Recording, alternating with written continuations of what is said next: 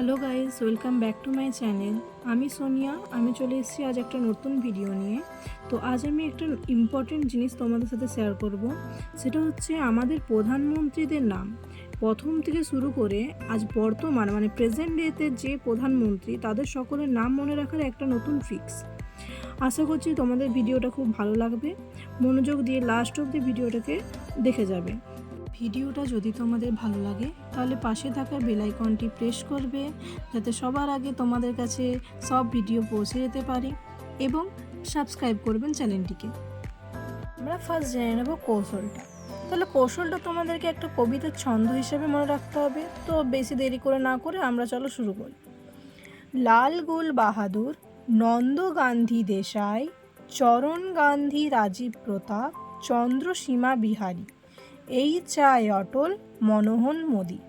তো এবার আমরা এটার মানেটা জানবো, তাই তো।